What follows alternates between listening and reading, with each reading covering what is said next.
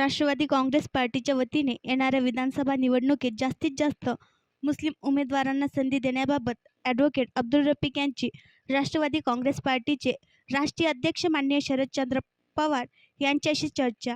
महाराष्ट्र प्रदेश राष्ट्रवादी काँग्रेसचे प्रदेश उपाध्यक्ष ॲडव्होकेट अब्दुल रफिक यांनी राष्ट्रवादी काँग्रेस पार्टीचे सर्वेसर्वा माननीय शरदचंद्र पवार यांची त्यांच्या पुणे येथील मोदीबाग या निवासस्थानी येथे त्या विधानसभा निवडणुकीच्या पार्श्वभूमीवर भेट घेतली. या प्रसंगी राष्ट्रवादी काँग्रेस पार्टी अल्पसंख्याक विभागाचे राष्ट्रीय अध्यक्ष उबेद उल्ला खान आझमी, प्रदेश अध्यक्ष जावेद हबीब, ज्येष्ठ नेते हबीब फकीर, आरिफ बागवान, मसूद खान उपस्थित होते.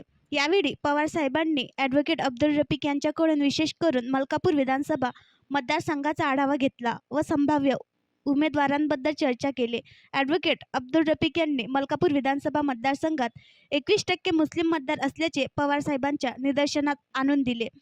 ॲडव्होकेट अब्दुल रफिक यांनी याप्रसंगी राज्यातील अल्पसंख्याक बहुल मतदारसंघाचा गोषवारा पवार साहेबांसमोर सादर केला.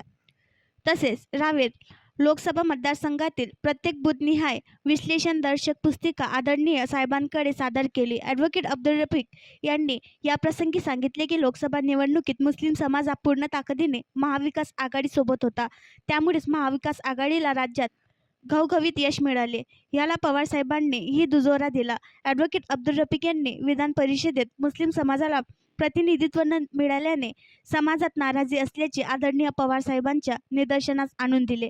ॲडव्होकेट अब्दुल रफिक यांच्या या सूक्ष्म नियोजनाचे व सादरीकरणाचे माननीय शरदचंद्र पवार साहेबांनी कौतुक केले. आणखी नवीन व्हिडिओ पाहण्यासाठी आमच्या देशमुख एक्सप्रेस न्यूज चॅनलला सबस्क्राईब करा, लाईक करा आणि शेअर करा.